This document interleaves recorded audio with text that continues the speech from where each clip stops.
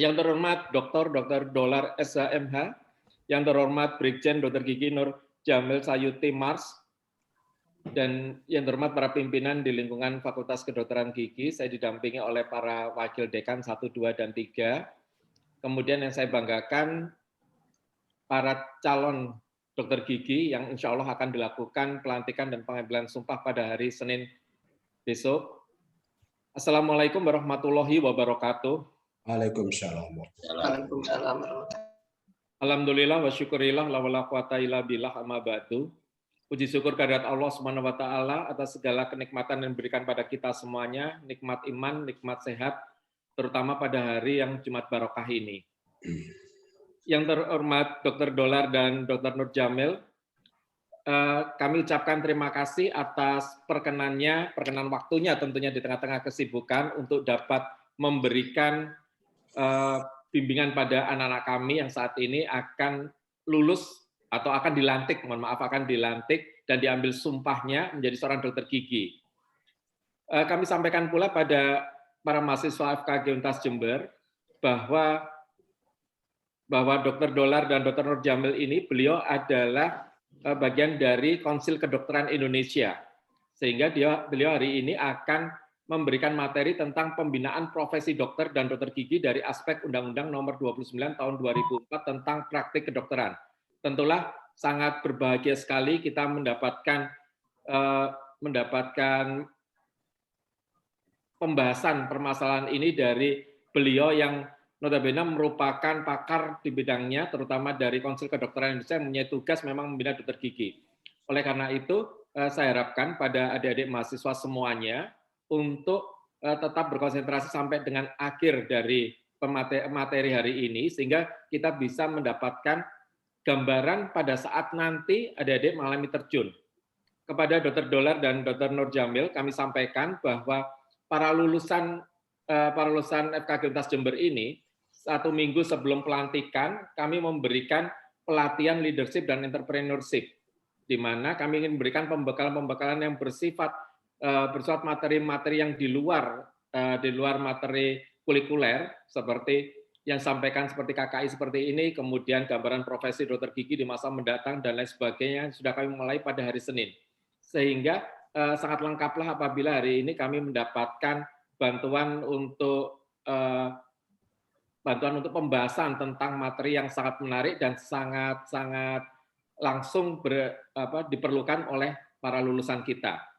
Maka dengan ucapan Bismillahirrahmanirrahim untuk pemberian materi pada hari ini dari Konsil Kedokteran Indonesia, karena ini masih pertama kali ya kita mendapatkan kesempatan dari Konsil Kedokteran Indonesia. Semoga nantinya setiap kali periode kita akan mendapatkan kesempatan untuk mengundang kembali Konsil Kedokteran Indonesia. Hari ini segera dimulai dan saya akhiri sambutan saya ini. Wabillahi taufiq wal hidayah. Wassalamualaikum warahmatullahi wabarakatuh. Waktu sepenuhnya saya sampaikan, saya berikan kepada Dr. Dolar dan Dr. Nur Jamil Sayuti. Kami persilahkan, Dok. Baik, terima kasih Bapak Dekan. Bismillahirrahmanirrahim. Assalamualaikum warahmatullahi wabarakatuh. Waalaikumsalam. Dan salam sejahtera untuk kita semua. Puji syukur kita panjatkan kehadirat Allah Subhanahu wa taala, di mana pada hari yang berkah ini, hari Jumat, saya dengan Dr. Dolar diberikan kesempatan untuk bertatap muka langsung, baik dengan Bapak Dekan, para calon dokter ya, walaupun sebenarnya udah lulus barangkali dia ya. Sudah lulus, tapi belum disumpah, Dok. Belum disumpah ya. Belum disumpah. Mudah-mudahan kita berjalan lancar dan diberikan kesehatan. Yang terhormat Bapak Dekan, Wakil Dekan, kemudian para staf pengajar, para guru besar, dan terutama para adik-adik sekalian yang kami banggakan.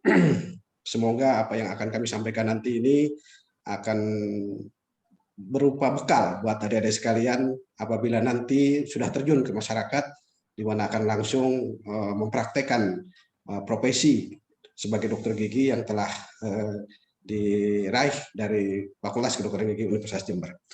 Untuk itu kami akan share screen, Pak Dekan. Izin. Kami bantu dari sini ataukah? Oh boleh. Oh iya. Monggo silakan dari sana. Monggo Dr. Dwika. Ingin menyampaikan juga mungkin sambil menunggu Dr. Dolar ini, beliau sebagai Kepala Divisi Pembinaan Konsil Kedokteran, dan saya sebagai Kepala Divisi Pembinaan Konsil Kedokteran Gigi, Pak Dekan. Baik, kita mulai dengan sesuai dengan amanah dari Bapak Dekan, kami untuk menyampaikan mengenai pembinaan profesi dokter dan dokter gigi dari aspek Undang-Undang Nomor 29 Tahun 2004 tentang praktek kedokteran. Seperti kita ketahui bahwa sebagai patokan untuk para dokter dan dokter gigi dalam menjalankan profesinya, tentunya Undang-Undang Nomor 29 Tahun 2004 ini yang menjadi referensi kita dalam menjalankan profesi kita. Lanjut. Lanjut ke ya. Jadi Konsil Kedokteran ini adalah merupakan lembaga negara non kementerian atau merupakan badan otonom mandiri, non struktural dan bersifat independen. Terdiri atas Konsil Kedokteran dan Konsil Kedokteran Gigi. Di bawah Konsil Kedokteran itu ada lagi nanti namanya divisi registrasi bidang kedokteran, divisi registrasi, divisi pendidikan, divisi registrasi dan divisi pembinaan. Kemudian di kedokteran gigi juga demikian. Di bawah Konsil Kedokteran Gigi ada divisi pendidikan, ada divisi registrasi dan divisi pembinaan Konsil Kedokteran Gigi. Apa fungsi daripada konsil ini? Fungsinya adalah sebagai perlindungan kepada masyarakat untuk kebutuhan kepastian hukum, menjaga mutu, kemudian menerbitkan surat tanda registrasi, pengesahan standar pendidikan, dan pembinaan praktek kedokteran. Yang kami lakukan saat ini adalah salah satu bentuk dari pembinaan praktek kedokteran. Salah satu tugas KKI adalah mempertahankan profesionalisme dokter setelah memperoleh surat tanda registrasi. Lanjut. Next slide. Nah, tujuan pengaturan praktek kedokteran ini adalah yang pertama memberikan perlindungan kepada pasien. Ya, apabila pasien nanti mendapat pelayanan dari kita, kemudian katakanlah ada masalah, ada hal-hal yang tidak sesuai dengan profesi, maka pasien berhak untuk komplain atau mengadukan permasalahannya kepada Konsil Kedokteran, dalam hal ini Majelis Kehormatan Disiplin Kedokteran Indonesia (MKDKI). Kemudian mempertahankan dan meningkatkan mutu pelayanan medis yang diberikan oleh dokter dan dokter gigi. Ya, jadi melalui STR itu kan harus ada namanya sertifikat kompetensi. Sebelum mendapatkan sertifikat kompetensi harus mengikuti ujian kompetensi. Nah, untuk itu melalui ujian ini kita jaga mutu daripada pelayanan medis yang diberikan oleh dokter dan dokter gigi. Kemudian memberikan kepastian hukum kepada masyarakat, dokter dan dokter gigi. Lanjut, next slide. Nah, setelah adik-adik ataupun lulus nanti atau setelah dilantik, adik-adik nanti akan mendapatkan sertifikat kompetensi. Ini akan yang dikeluarkan oleh KDGI, ya, Kolegium Dokter Gigi Indonesia. Nah, untuk setelah mendapatkan sertifikat kompetensi, maka peran KKI di sini adalah menerbitkan STR. Nanti dengan persyaratan-persyaratan tertentu diajukan kepada KKI melalui online, kita akan proses pembuatan registrasinya ini, surat tanda registrasi. Surat tanda registrasi ini berlaku selama 5 tahun. Jadi masa berlakunya itu nanti disesuaikan dengan Serkomnya. Jadi Serkom ini disesuaikan dengan tanggal lahir dan tanggal lahirnya nanti, ya, tanggal lahir jadi 5 tahun. Kemudian setelah mendapatkan STR, tentunya untuk berpraktek tidak hanya berhenti di STR. Adik-adik sekalian nanti harus mengurus SIP. Melalui nanti akan ada rekomendasi izin praktek daripada perhimpunannya nanti. Nah, di sini SIP ini juga sama berlaku 5 tahun. Di sini ada beberapa tempat, ini masih ada tanggung jawab di bawah Dinas Kesehatan, ada juga yang berada langsung masih di bawah Dinas Kesehatan, kemudian ada juga yang di bawah Pemda. Di bawah Pemda ini yaitu melalui satu pintu itu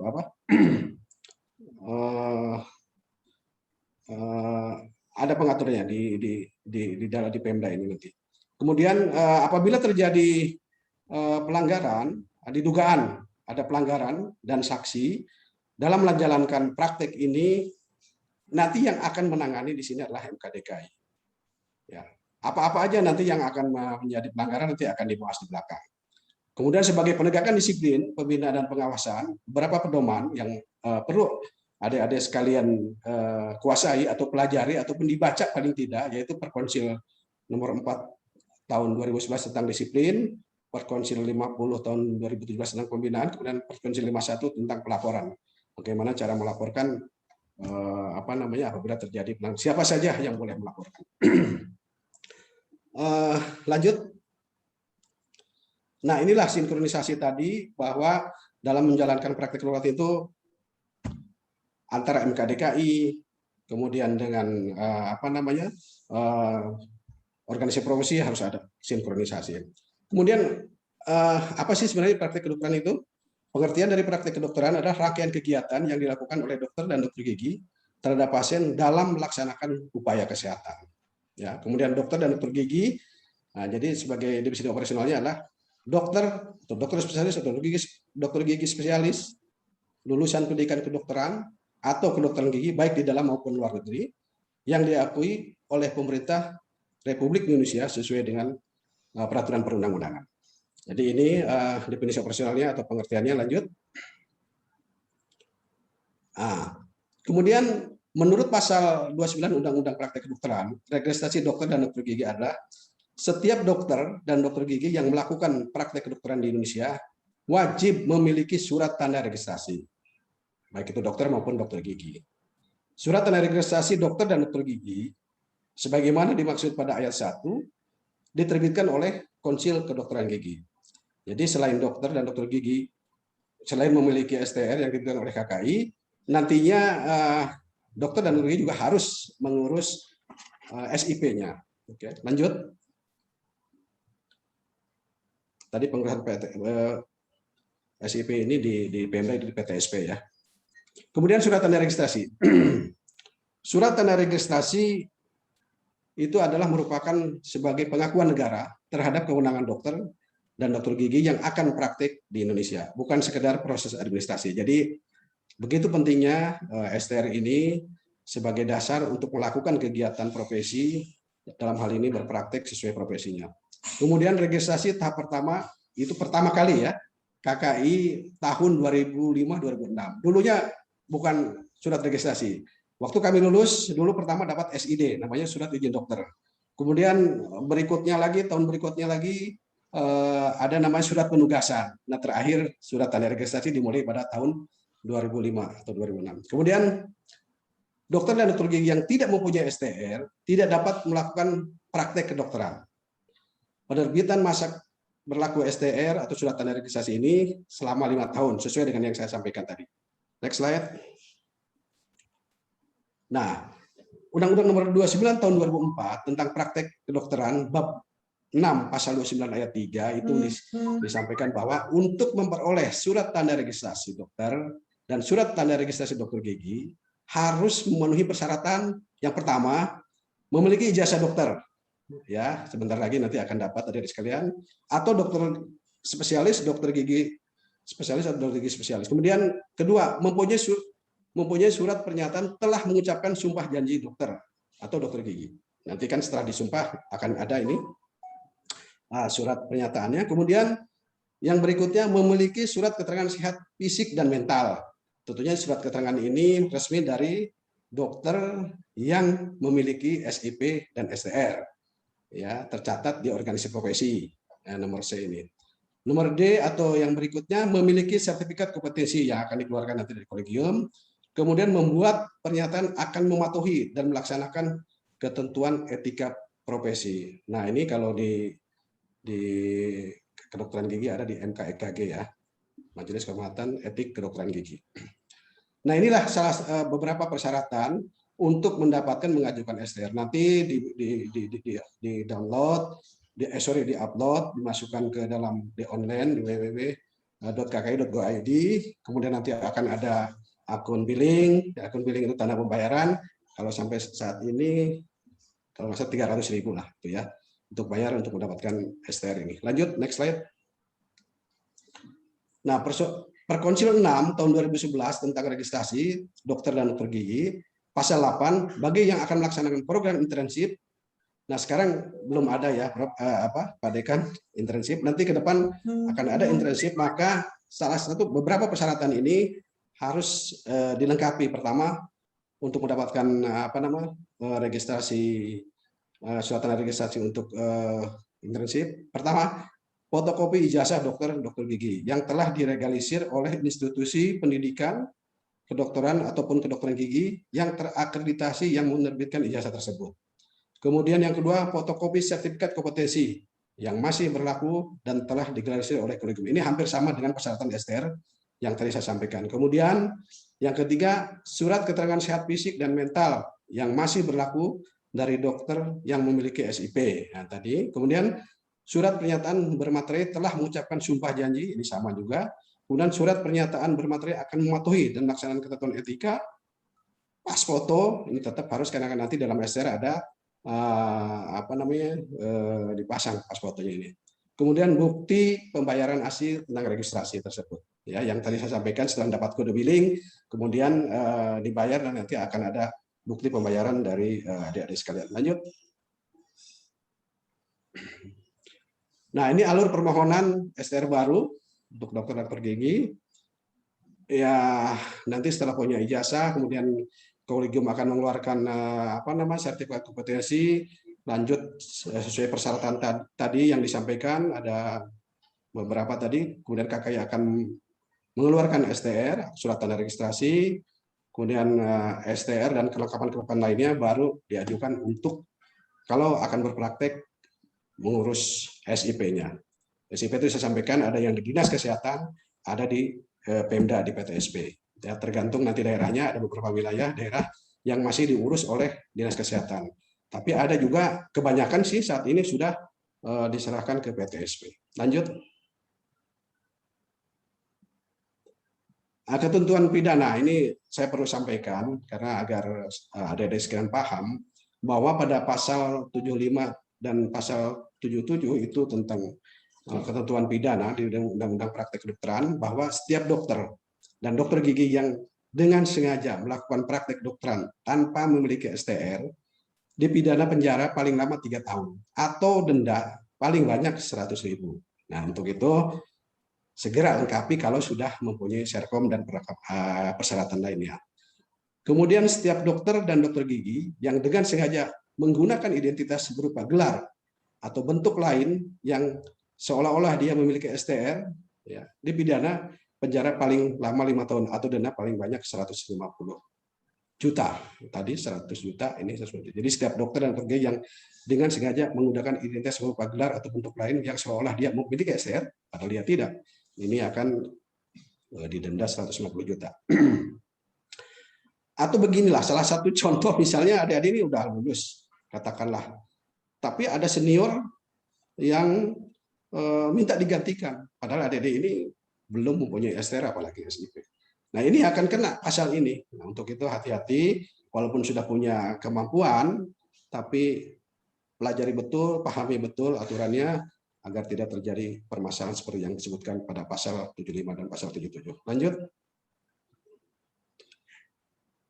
Kemudian pada pasal 80 disebutkan bahwa setiap orang yang dengan sengaja memperkerjakan dokter dan dokter gigi yang tidak memiliki STR dipidana penjara paling lama 10 tahun atau denda paling banyak 300 juta. Misalnya ada instalasi pelayanan kesehatan ataupun klinik ataupun rumah sakit memperkerjakan adik-adik yang belum punya STR akan kena pasal ini. Kemudian dalam hal tindak pidana yang dilakukan oleh korporasi, maka pidana denda ditambah 1/3 denda dan dijatuhi hukuman tambahan berupa pencabutan izin. Jadi dia nggak boleh operasional lagi korporasi atau rumah sakit tersebut. Lanjut. Next slide. Nah, praktek dokter dan dokter gigi yang baik itu ada 3 pilar dalam menjaga profesionalisme dokter dan dokter gigi. Yang pertama, pertahankan kompetensi melalui penambahan ilmu belajar, ada namanya CPD, continuing professional development, ya. Jadi ada kursus-kursus ikut dan sebagainya. Itu biasa yang adakan dari organisasi profesi. Kemudian jaga hubungan pasien dengan dokter. Walaupun profesi Anda cukup baik, hebat dalam mengerjakan keprofesiannya, tetapi hubungan antara Anda dengan pasien kurang baik, pasien merasa tidak puas, dan itu akan menjadi masalah belakangan hari. Kemudian demikian juga dengan etika profesi. Pelajari betul etika profesi yang ada di MK-EKGI ya, sehingga Anda akan jauh dari pelanggaran etika profesi. Lanjut.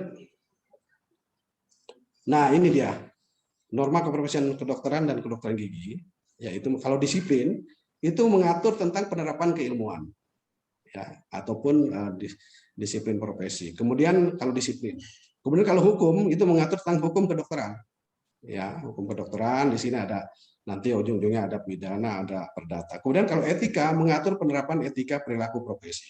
Jadi pengawalan privilege dokter dan dokter gigi itu ada 3, di sini ada disiplin, ada hukum, ada etika. Ya, semuanya harus dipahami dengan betul, dengan harapan akan terhindar dari pelanggaran-pelanggaran malpraktek ataupun disiplin ataupun etika. Lanjut, next slide. Perbedaan antara etika profesi plus disiplin profesi dan hukum, pertama etika ini dibuat dan disepakati oleh organisasi profesi, ID ataupun PDGI ya, kalau untuk kedokteran gigi ya PDGI tentunya. Kemudian hukumannya berupa aturan kode etik, kemudian diatur norma perilaku profesi, sanksinya itu moral psikologis yang mengadilinya ikatan atau organisasi profesi terkait, kemudian majelis kehormatan etik MK-EKG, kemudian untuk dokter gigi ya, kalau untuk dokter umum MK-EK, kemudian yang bertanggung jawab di sini adalah panitia pertimbangan dan pimpinan etik kedokteran dan kedokteran gigi. Kemudian kalau disiplin, ya kalau permasalahan disiplin profesi, nanti organisasi profesi yang membuatnya, kemudian standar profesi, ada standar profesinya yang jadi pedomannya.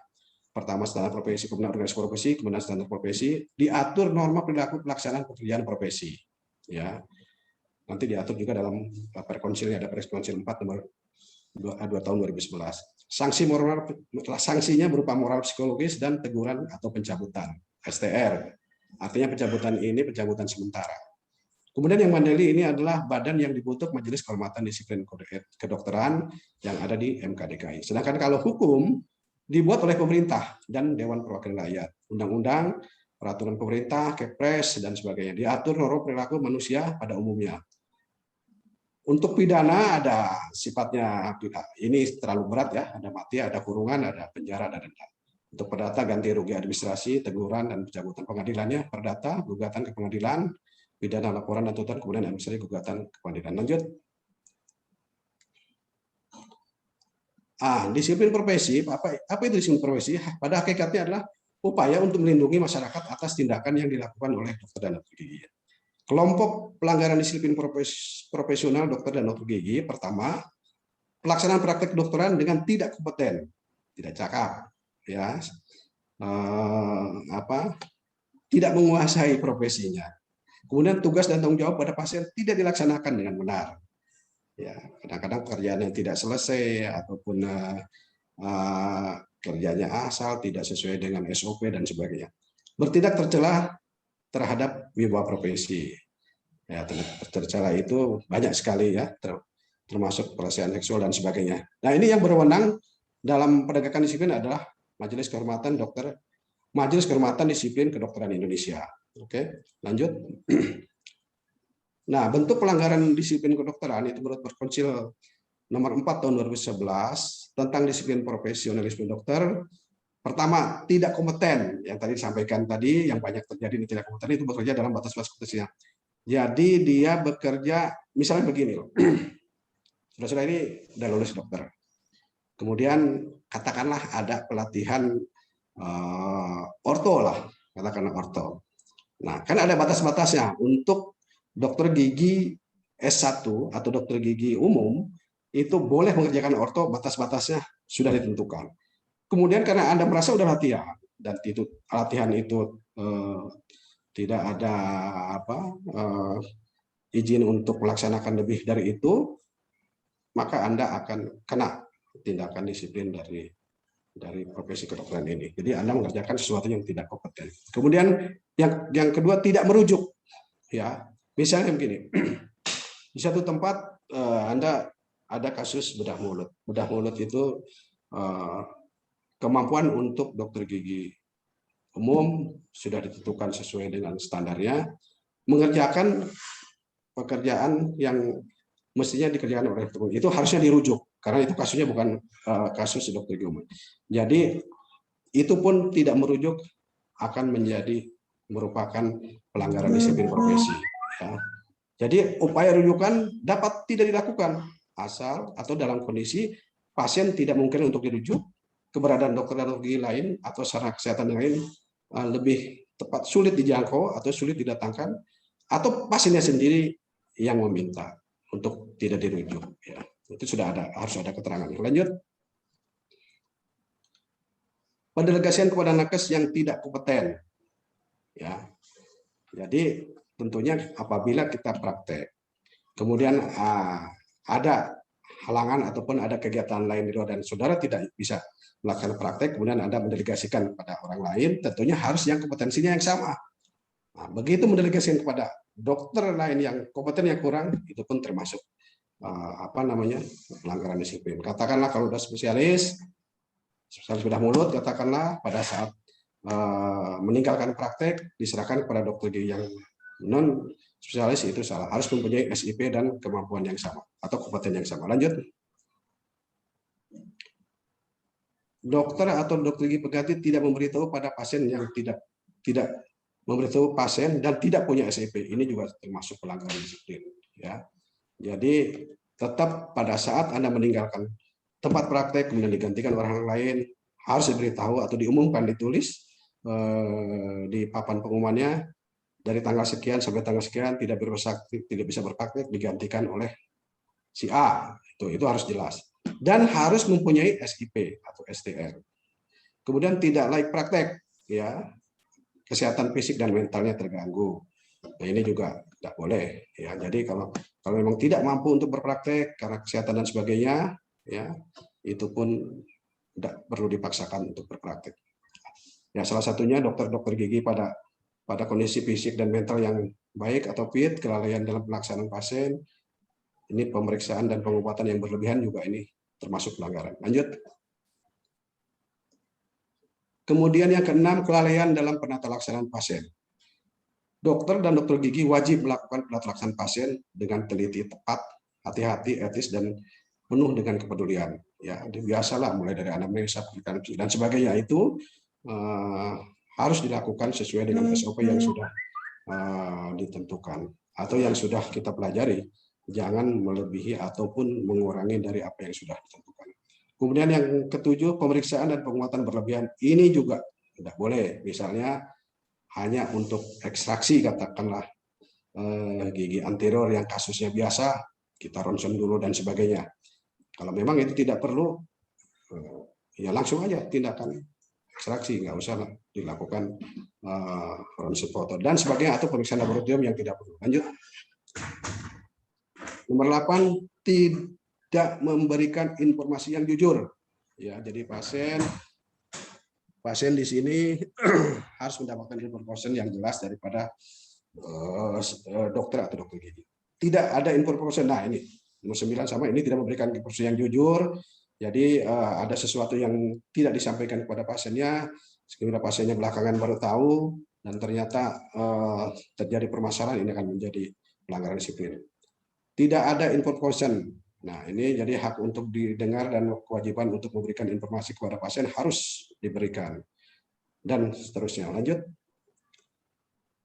Nomor 10, tidak membuat atau menyimpan rekam medik. Nah, sekarang ini saya rasa ini sesuatu yang jarang, karena rekam medik itu salah satu kelengkapan dan harus dibuat. Mungkin kalau dulu waktu kami masih tahun 80-an lulus, cukup ditulis di buku saja.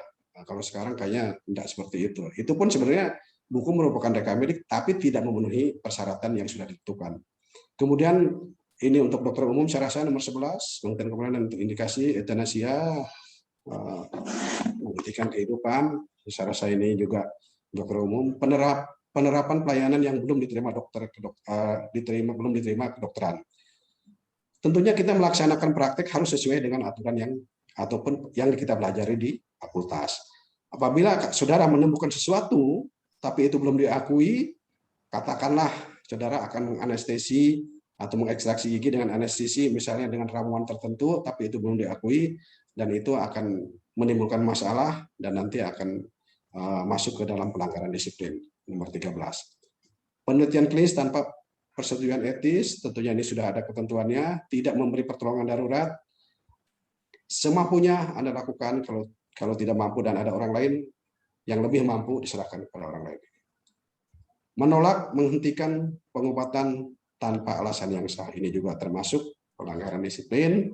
Membuka rahasia medis tanpa izin, nah, jadi rahasia medis hanya boleh dibuka untuk kepentingan hukum, atas pemerintahan bagian hukum dan dari pasien yang bersangkutan. 18. Membuat keterangan medis tidak benar. Ini juga termasuk pelanggaran disiplin. Kemudian ikut serta tindakan penyiksaan itu apalagi. Lanjut. Next slide. Nomor 20. Meresepkan obat psikotropika atau narkotika tanpa indikasi. Ya tentunya ini ada aturan. Jadi tidak boleh kalau tidak ada indikasi, apalagi meresepkan berlebihan. Ini akan menjadi suatu masalah pelanggaran disiplin. Nomor 21 sudah jelas, pelecehan seksual, intimidasi, dan kekerasan. Kemudian 22, penggunaan gelar akademik atau sebutan profesi palsu. Nah, saudara dokter gigi umum, lantas tambah-tambahin yang lain, yang tidak ada keterangannya, tidak melalui prosedur yang benar, ini juga menjadi pelanggaran. Ya, kalau Pak Dora sampaikan, misalnya dia ada profesor di bidang lain, ataupun dokter di bidang lain, pada saat praktek ditulis juga ini tidak perlu. Katakan dia dokternya mungkin bidang sosial, tapi dokter S3 yang maksudnya. Dalam praktek sih tidak perlu disebutkan. Tapi yang ini di sini yang disebutkan adalah yang palsu ya, yang tidak sesuai prosedur yang ada. Nomor 23, menerima komisi terhadap rujukan persepan. Ini banyak terjadi, terutama pada ya di rumah sakit sulit ini masih lah. Jadi apabila ada pasien dengan kasus ini, tolong dirujuk ke saya. Nanti saudara dapat komisi ini. Nah, ini juga pelanggaran disiplin. Ya, merujuk itu yang kita harapkan adalah jawaban rujukan, bukan merujuk mendapat tip dari dokter yang diberikan rujukan. Jadi ini harus jelas, hati-hati ini kelihatannya ringan, mudah dan mendapat tip, tapi ini masuk ke dalam pelanggaran disiplin profesi. Kemudian berikutnya pengiklanan diri yang menyesatkan. Jelaslah seolah-olah kita dapat melakukan sesuatu tapi sebenarnya tidak berdasarkan pendidikan yang jelas ataupun keahliannya juga masih diragukan, ini tidak boleh. Kemudian yang 25 jelas ketergantungan nafsa, 26 STR, SIP, sertifikat kompetensi tidak sah atau sudah mati, atau pada saat kita mendapat STR itu ada rangkap 3, juga SEP-nya menjadi 3, boleh berpraktik di 3 tempat, saudara-saudara nambahin 1, di copy dan sebagainya. Nah, jadi 4, yang keempat ini jelas ya, itu menjadi tidak sah ini ya. Kemudian imbal jasa tidak sesuai dengan tindakan, ya melebih-lebihi. Tapi kalau di bawah dari imbal jasa ya boleh-boleh aja, asal kita rela, misalnya gratiskan ya silakan. Tapi ini melebihi, ya imbal jasa tidak sesuai dengan tindakan. Lanjut. Nah, bentuk pelanggaran terbanyak, ya, pelanggaran disiplin terbanyak itu adalah kompetensi yang saya sampaikan tadi. Buat kita bekerja melebihi dari kemampuan yang kita punyai. Tidak ada sertifikatnya, tidak ada di luar kompetensinya. Ya. Kemudian penelantaran tugas dan tanggung jawab pada pasien tidak dilaksanakan dengan baik. Kemudian pembiayaan tadi yang disampaikan, penetapan jasa medis tidak sesuai dengan tindakan yang dilakukan. Komunikasi tidak jujur atau dekat atau cara komunikasi yang tidak baik dengan pasien dan akan menimbulkan masalah baru. Lanjut. Ya, demikian apa yang saya sampaikan tadi, mudah-mudahan dapat dipahami, dan apabila nanti tidak ada yang perlu ditanyakan silakan. Untuk selanjutnya mungkin Dr. Dolar izin Pak Dekan, Dr. Dolar akan menambahkan dari apa yang kita sampaikan. Terima kasih. Terima kasih Dokter. Mungkin Dr. Dolar. Terima kasih Dokter. Saya menambahkan sudah lengkap keterangan Dr. Nurjamil bahwa kita perlu ingat sebagai dokter maupun dokter gigi, dari dokter gigi, bahwa ada aturan praktek kedokteran. Ya, seorang dokter itu ada aturan praktek kedokteran, yaitu dari mulai aturan khusus, aturan pelengkap ataupun aturan pelaksana. Ya, di mana ada Undang-Undang Praktek Kedokteran, Undang-Undang 29/2004. Ya, di situ ada dokter, yaitu dokter dan dokter gigi, baik dokter gigi maupun dokter spesialis gigi atau dokter spesialis daripada kedokteran. Jadi ada Undang-Undang Praktek Kedokteran, ada Undang-Undang tentang rumah sakit, itu yang perlu dipahami dan dicermati juga. Ada Undang-Undang Kesehatan, yang Undang-Undang 36, ya. Juga ada aturan daripada Konsil Kedokteran Indonesia, ada aturan daripada PDGI atau aturan daripada ID, ya. Ada juga aturan daripada Kementerian Kesehatan, ya. Ada aturan daripada BPJS atau JKN, ya. Ada juga aturan daripada Kitab Undang-Undang Hukum Pidana dan Kitab Undang-Undang Hukum Perdata. Jadi begitu banyak seorang dokter yang berpraktek, ya, aturan-aturan yang ada perlu dipahami tadi. Saya katakan banyak sekali sampai dengan 8 macam.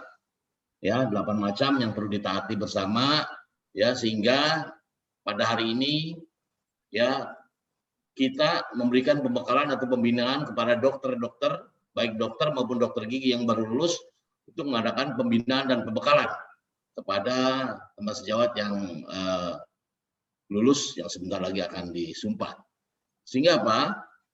Dengan aturan yang banyak, maka tadi sudah dijelaskan bahwa seorang dokter itu dapat timbul suatu sengketa medis.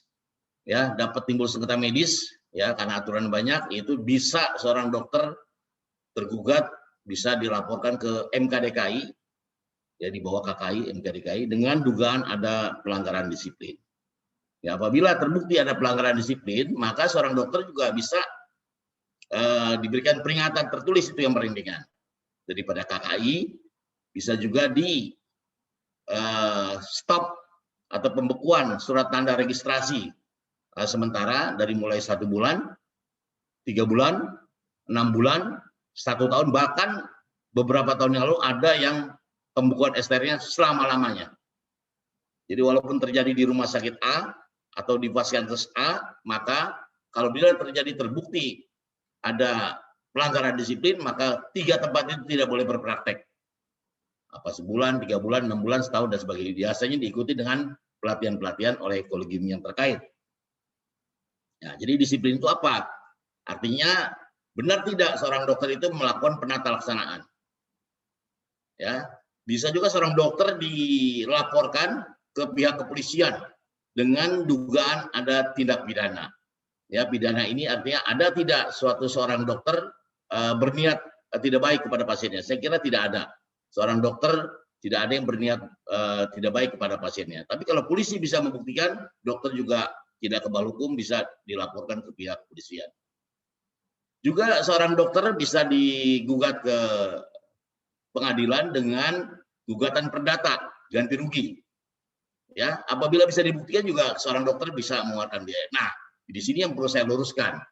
Kalau tanggung jawab disiplin, tanggung jawab pidana adalah tanggung jawab dokter yang bersangkutan. Juga tanggung jawab etika, tanggung jawab dokter bersangkutan. Tapi kalau bekerja di Vaskes di rumah sakit, tanggung jawab perdata ganti rugi adalah tanggung jawab rumah sakit.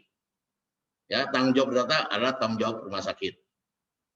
Ya, tapi kalau pidananya, disiplinnya dan etikanya tanggung jawab dokter yang bersangkutan. Jadi tadi saya katakan, pertama dilaporkan secara dugaan disiplin, kedua secara pidana, ketiga digugat secara perdata, keempat bisa dilaporkan ke PDGI atau ID, ya, dengan dugaan ada pelanggaran etika. Nah, apabila terbukti, PDGI atau ID pun akan memberikan suatu sanksi-sanksi kepada anggotanya, ya, mulai dari peringatan ataupun juga pembekuan daripada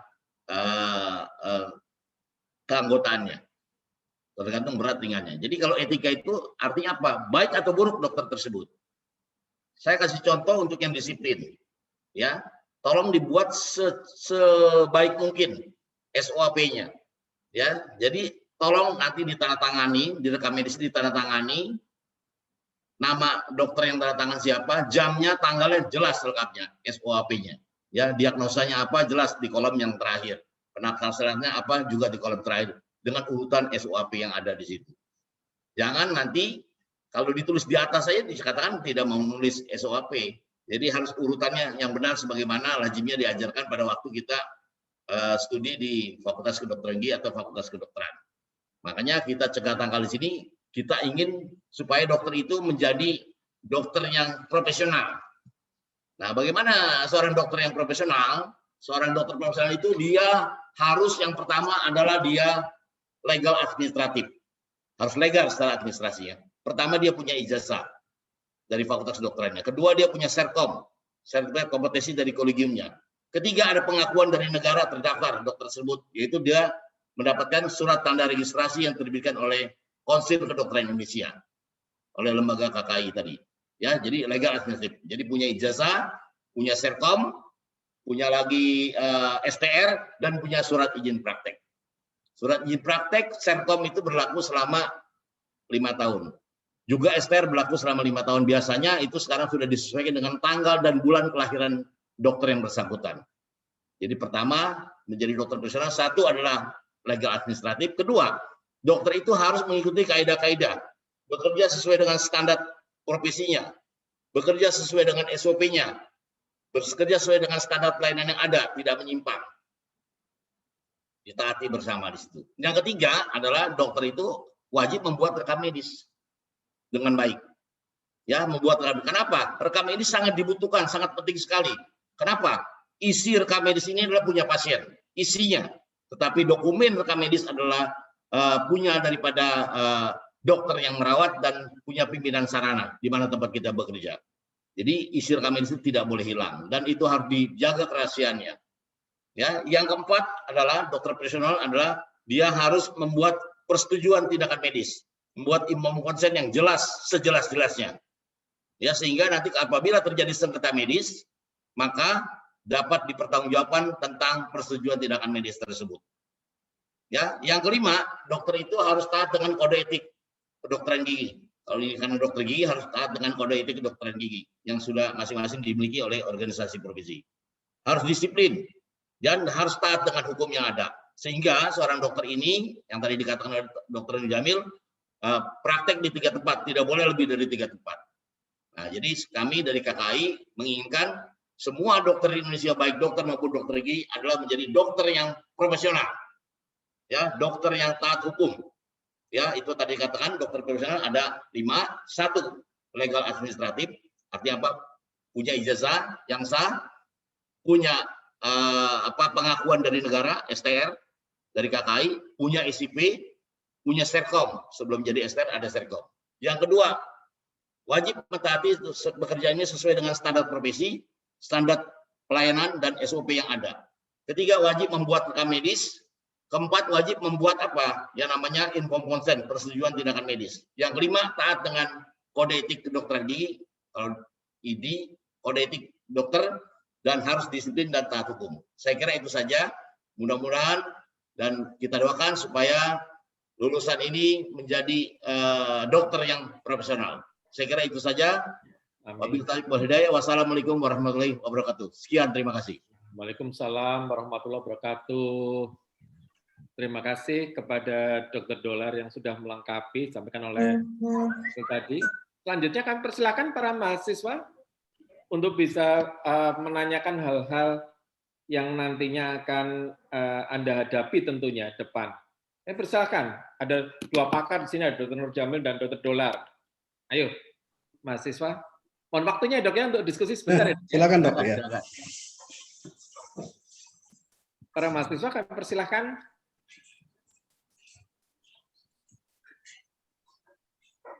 Nadir. Ya, dokter. Silakan. Ya, mohon izin bertanya, dokter. Mungkin nanti pada saat kita sudah berpraktek sebagai dokter gigi, apabila kita terkait kasus sengketa medis, itu kira-kira bagaimana cara kita menanggapinya, gitu, dokter? Maksudnya apabila kita misalnya kan pasien kan kita kan nggak tahu, pasien tahu-tahu melaporkan kepada misalnya pihak yang berwajib seperti itu. Nah, kita sebagai dokter gigi itu bagaimana yang menanggapinya? Baik, Dr. Dolar mungkin silakan. Ya, oke. Baik. Kalau ada demikian, teman-teman sejawat sekalian kan semua terdaftar di PDGI cabang, baik di kabupaten atau kota. Ya, jadi kalau ada dugaan sengketa medis, ya saya tidak setuju dengan pakai kata malpraktek, karena malpraktek itu bukan hanya terjadi pada dokter ataupun dokter gigi, baik semua profesi bisa kena malpraktek. Ya, kita lebih suka dengan kata-kata sengketa medis. Apabila ada dugaan sengketa medis, kita mau dilaporkan ke MKDKI, dibuat perdata, pidana, atau ke PDGI, silakan teman sejawat membuat kronologis lengkap, tidak ditambah, tidak dikurang.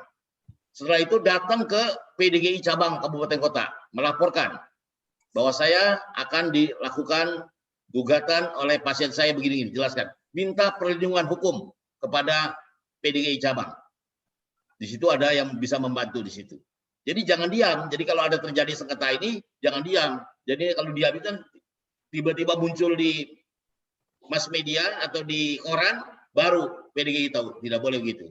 Jadi kita sebagai anggota harus taat dengan organisasi kita. Jadi begitu ada sengketa, buat kronologis lengkap, selengkap-lengkapnya, datang ke PDGI cabang kabupaten kota. Minta perlindungan dan bantuan hukum. Jelas? Oke? Ya, terima kasih. Ya, mungkin saya tambahkan dok ya. Jadi memang sebenarnya tadi kembali ke komunikasi lagi ya. Sebenarnya kalau ada sengketa dengan seperti yang disampaikan oleh Dr. Dolar tadi, ya tentunya kita langkah awalnya harus ada pendekatan sih sebenarnya dengan yang bersangkutan. Ya jalan berikutnya ya apa yang disampaikan oleh Dr. Dolar. Karena sebagai fungsi pembinaan itu selain kita dari KKI juga organisasi profesi di daerah itu merupakan tugasnya untuk melakukan pembinaan. Jadi pembinaan itu dari kita, dari KKI, kemudian organisasi profesi, termasuk juga di sini dalam hal ini Dinas Kesehatan itu juga mempunyai tanggung jawab untuk melakukan pembinaan. Jadi betul apabila kita mendapatkan permasalahan sengketa medis dengan pasien, ya selain pendekatan kemudian lanjut kepada melapor kepada PDGI, sehingga kronologis apa yang tadi disampaikan tadi kita harus paham betul. Nah, untuk ada penyelesaian sebelum langkah lebih lanjut. Ya kalau bisa diselesaikan di tingkat organisasi profesi itu sangat baik sekali. Itu Pak Dolar ya. Ya. Lanjut mungkin dok. Ya. Ya persilakan pada para masalah lainnya. Ayo jangan sia-siakan kesempatan ini. Beliau ini sudah meluangkan waktunya. Persilakan ayo, anak-anakku, adik-adikku. Saya mungkin sebelum mulai dok, saya kasih tambahan sedikit dok ya. Iya. Nah, jadi begini, jadi sebagai profesi dokter atau dokter gigi khususnya, memang mengabdikan diri itu ada berbagai macam, ada melalui PNS, melalui praktek mandiri, nah, bahkan ya kayak saya, dokter Dolar kan praktek mandiri itu ya. Nah, kalau saya kan masuk ke militer. Nah, jadi sangat terbuka. Pak Dekan, bagi mereka yang mempunyai cita-cita untuk bekerja di instansi militer dan sekarang untuk jenjang profesi ataupun jenjang jabatan sangat terbuka. Walaupun persaingan banyak, tapi kalau kita profesional sih saya yakin suatu saat saudara-saudara akan lebih maju. Ya, sekarang lulusan Letnan 2, nanti 3 atau 4 tahun baru naik Letnan 1. Dan jabatan untuk lebih tinggi di kesehatan angkatan darat khususnya itu sangat terbuka. Monggo silahkan yang tertarik. Ya salah satunya saya juga sekarang alhamdulillah sampai meraih jenjang sampai bintang 1. Ya berarti dengan penelitian karir yang kita ikuti sangat panjang. Jadi jangan takut untuk berkarir di kemiliteran. Terima kasih dok. Itu aja teman dari saya. Terima kasih, dokter. Tadi Nisa, kami persilakan Nisa. Oke, dokter. Terima kasih waktunya, dokter. Saya Anissa.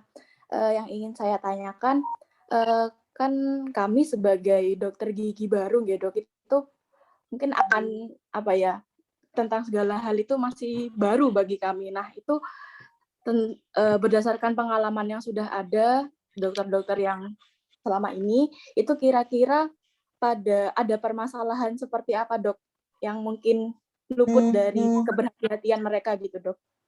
Yang luput dari? yang luput dari keberhati-hatian mereka. Jadi yang kan misalnya kita salah gitu kan bisa berhubungan dengan hukum gitu kan, Dok. Nah, itu biasanya selama ini tentang yang tentang apa gitu, Dok? Terima kasih. Saya dulu dok ya, dokter Mular ya. Ya, Contoh silakan. kasus ya. Contoh kasus baik. Terima kasih. Jadi sebenarnya kebetulan sih ya saya dulu begitu lulus saya sama praktek juga saya. Saya praktek dulu pertama lulus saya ditugaskan di Kalimantan Timur, kemudian saya bertugas ke berbagai daerah lah.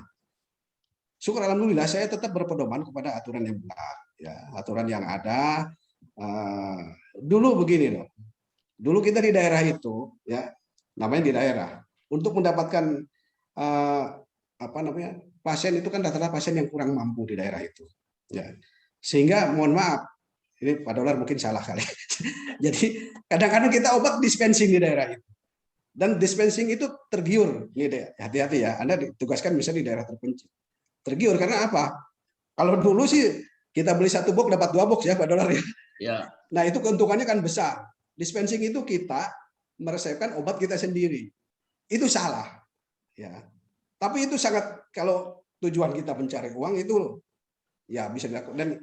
Dan kalau tidak melaporkan memang tidak ada masalah. Tapi itu salah besar. Itu yang pertama ya. Nggak boleh melakukan dispensing, sekarang udah ada aturannya, apalagi di tempat yang sudah ada apoteknya sudah. Tapi kalau daerah terpencil sana mungkin katakanlah di daerah tersebut untuk meresepkan obat mengambil apotek jauh, ya atau asal seizin dari yang berwenang di situ silakan itu melanggar itu. Kita mengasih obat. Kemudian yang kedua itu tadi kadang-kadang kita terpicu untuk melaksanakan coba-coba ya. Profesi kita ini terbatas misalnya kan, kemampuan bukan kewenangan kita ini dibatasi. Nah, katakanlah melaksanakan odontektomi dengan kelas tertentu, itu kerjaannya dokter umum misalnya. Dokter gigi umum maaf. Kita karena merasa mampu melaksanakan melebihi dari kemampuan itu. Kalau tidak ada masalah, ya nggak ada masalah. Tapi begitu ada komplain, ya kebanyakan sih komplain. Dan itu akan terjadi pengaduan. Nah, hubungan baik dengan pasien lah itu. Jangan sampai terjadi komplain. Kemudian yang saya sampaikan tadi, orto. Kadang-kadang kita terpicu untuk melakukan orto yang sebenarnya bukan kompetensi daripada dokter gigi umum. Orto itu kan ada spesialisasinya, memasang alat cekat, yang itu mungkin saya maaf ya Pak Rahadian, itu kan sekarang kan saya nggak tahu S1 diajarkan cekat atau enggak. Kalau dulu saya lepasan soalnya. Ya lepasan. Kita kerja, ya dok. Masih lepasan. Masih lepasan. Kita mengerjakan yang cekat. Kalau bagus sih nggak ada masalah. Tapi begitu tidak terjadi perubahan, itu akan jadi masalah nanti. Ya akan diadukan. Itu tambahan dari saya, mungkin dari dokter Nular. Silakan. Ya, baik. Jadi memang tadi sudah saya katakan supaya kita terhindar dari sengketa medis atau tuntutan daripada pasien, baik secara disiplin, pidana, perdata maupun etika, maka kita harus menjadi dokter yang profesional. Bekerjalah sesuai dengan SOP yang ada, standar profesi yang ada, ya.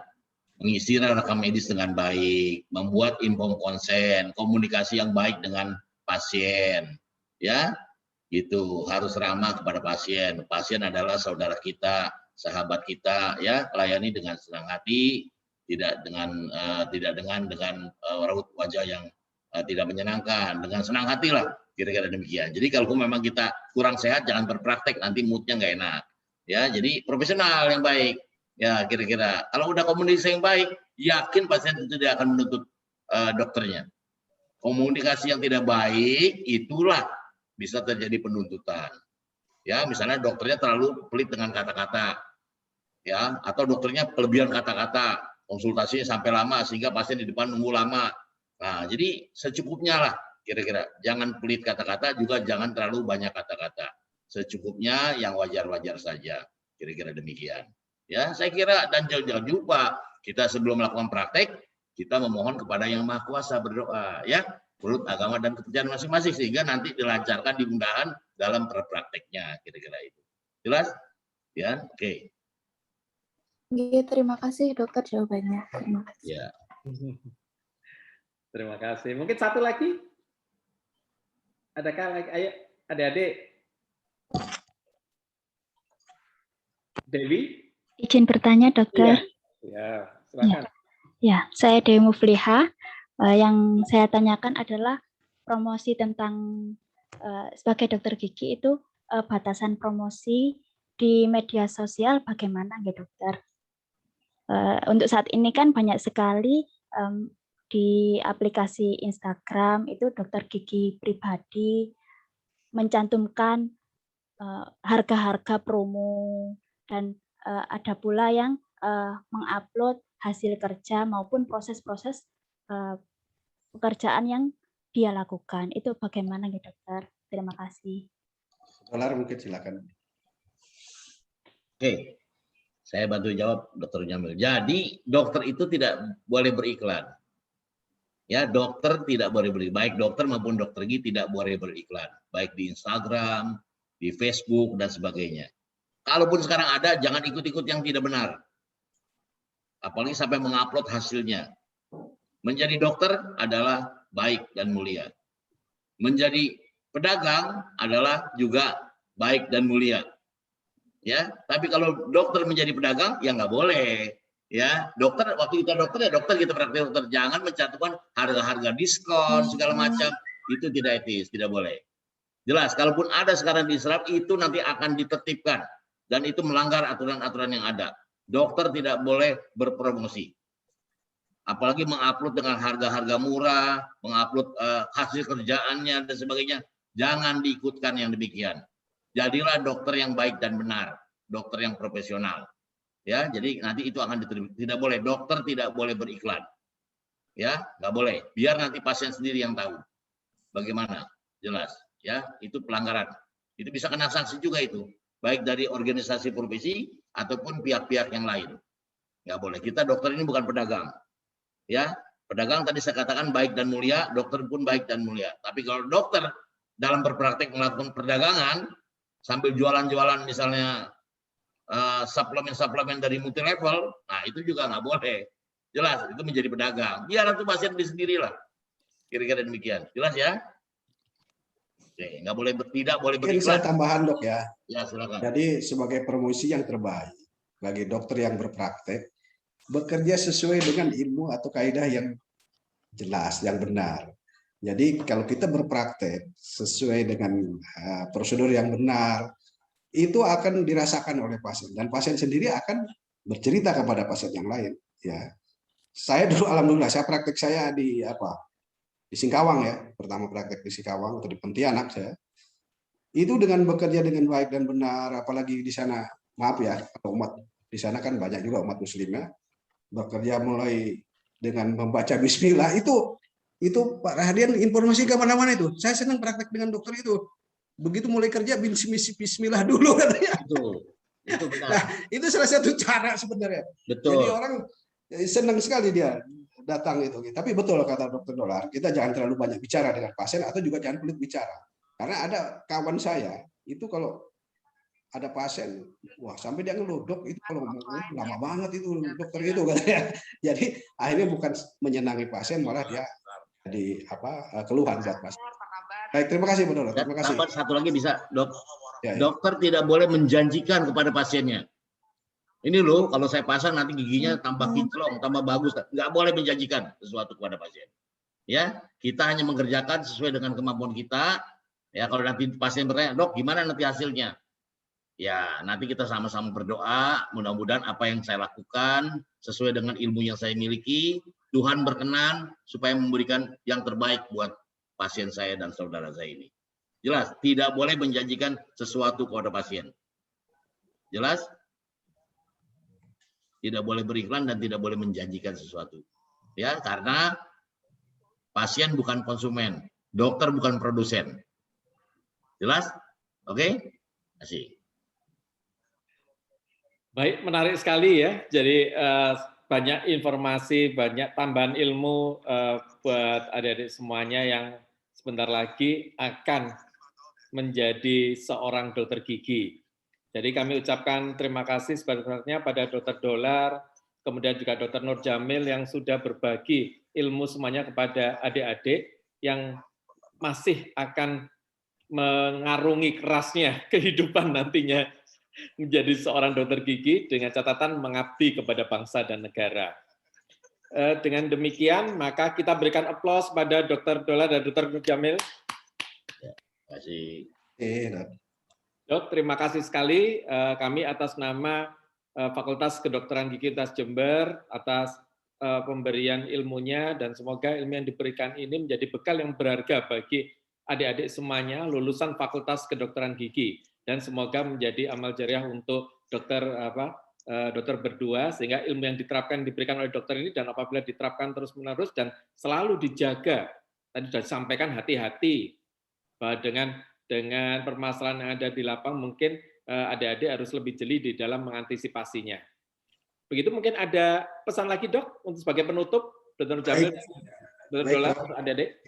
Pertama kami ucapkan terima kasih atas kesempatan ini. Memang program dari KKI kita akan selalu memberikan pembekalan kepada teman-teman dokter yang baru lulus. Ini sebagai program kami cegah tangkal, dan mudah-mudahan kerjasama ini akan terus berlanjut dok, sehingga nanti kalau ada lagi lulusan berikutnya kami akan sampaikan hal-hal yang seperti ini, bahkan mungkin ada info-info baru untuk kelancaran mereka dalam mengarungi kehidupan sebagai profesi dokter gigi ke depan. Demikian dari saya, mungkin dari Pak Dolar.